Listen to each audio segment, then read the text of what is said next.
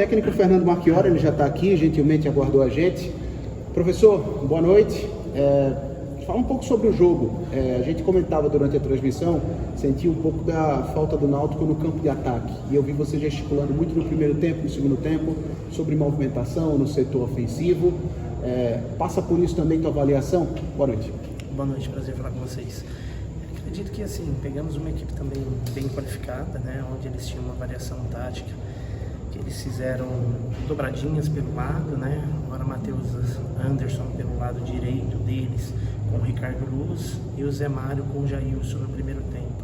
Aí eles colocavam o Gerson Magrão para flutuar, junto com o Thiago Reis, e aí eles deixavam uma dupla de volante, né, por trás, Netinho e Wesley, e abriam os zagueiros, ora fazia um volante escorregando, abria uma saída com 3, e quando o Gabriel saltava para ter essa pressão, o Paul, eles tinham uma dobradinha de lado, então isso fez com que nós tivéssemos que travar, né, o Gabriel e o Paul, então ficando um pouco mais distante hoje nesse propósito do jogo, né?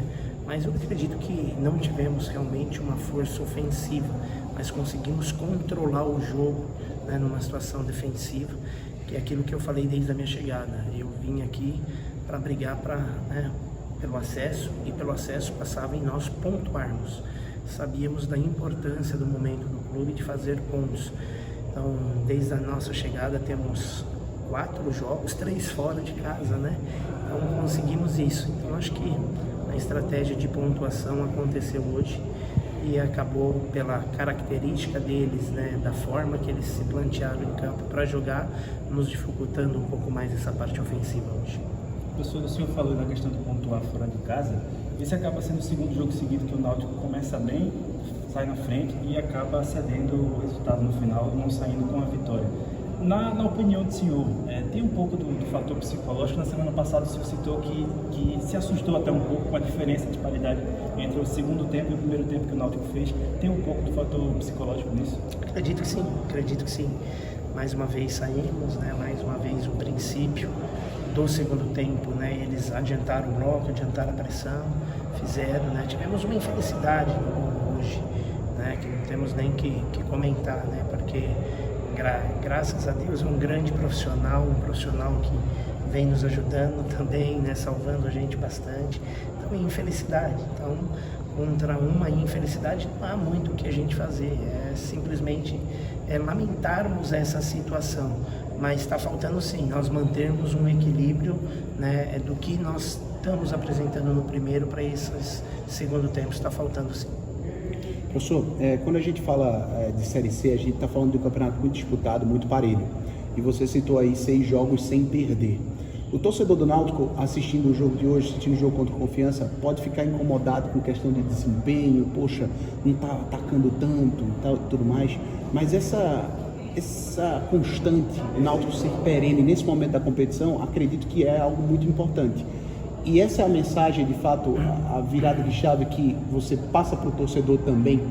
Isso que eu falei antes. Aí o ponto que eu não concordo é assim, é que nós não estamos, né, contra o Confiança. Nós fizemos um primeiro tempo brilhante, e acho que até você mesmo comentou que acho que foi o melhor primeiro tempo do Náutico na temporada, né? Eu acredito que naquele primeiro tempo faltou os últimos 15 minutos finais ali no primeiro tempo, nós termos mais audácia de acreditarmos que a gente podia fazer mais gols e termos nos imposto ali, né? E aí a volta do segundo tempo também, um gol cedo como hoje, né? E esses detalhes que também daí no jogo do Confiança tivemos o Danilo e o Denilson ali numa bola que estava, né, para matar o lance e não matou, hoje a infelicidade.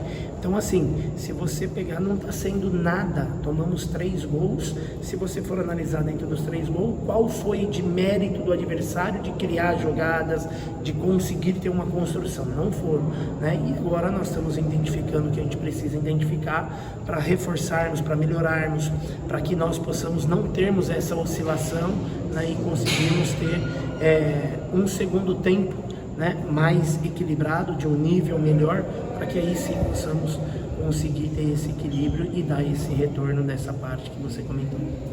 Vocês têm agora mais de uma semana para se preparar para o próximo jogo, que é um confronto direto. No momento, o Amazonas é o líder da Série C. Qual a importância que você vê nesse próximo jogo, nessa preparação?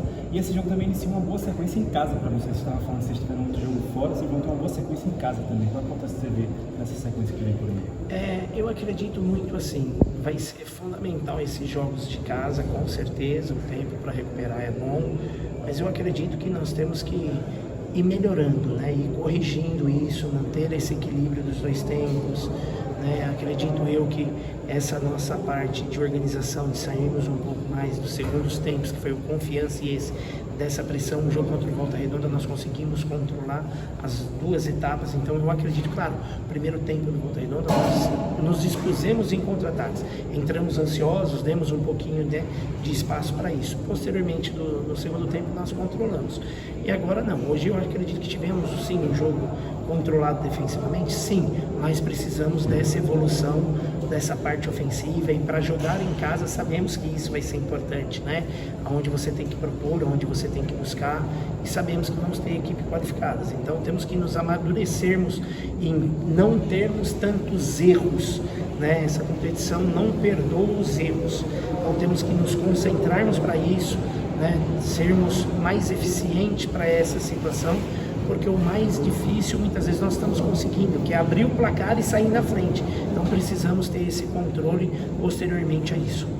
Professor, chegou o Berguinho e chegou o Elton. Elton não veio hoje por uma questão de aprimoramento físico, o Berguinho já estava no banco de reservas. O que é que você pode falar sobre esses dois jogadores? O que é que eles acrescentam para a tua ideia de jogo, para o plantel?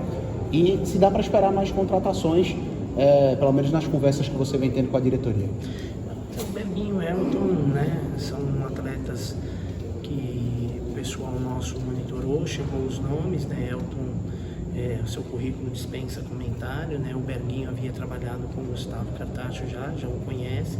Então são dois atletas que eu vou passar a conhecer no dia a dia, né? Para que daí eu possa falar para vocês o que isso vai acrescentar. Mas um que faz beirada, faz meio, o Elton ali nessa situação de volante entre primeiro e segundo, né? Então acredito eu que sim, né? A diretoria está se propondo, dentro das suas possibilidades, dentro das suas condições financeiras, né? Encontrar isso, encontrar algumas outras opções. Sabemos que não está fácil, né? O mercado está muito difícil mesmo, e sabemos que precisamos também, né, ter esses reforços para melhorarmos a qualidade, né, se juntar aos nossos, fortalecer mais o nosso elenco. Isso tudo vai ser, né, muito importante, mas acredito que pouco a pouco, com a situação de mercado e com a situação financeira, que a diretoria, né, possa cumprir com isso também. Obrigado. Professor Fernando Marchiori conversando com a gente.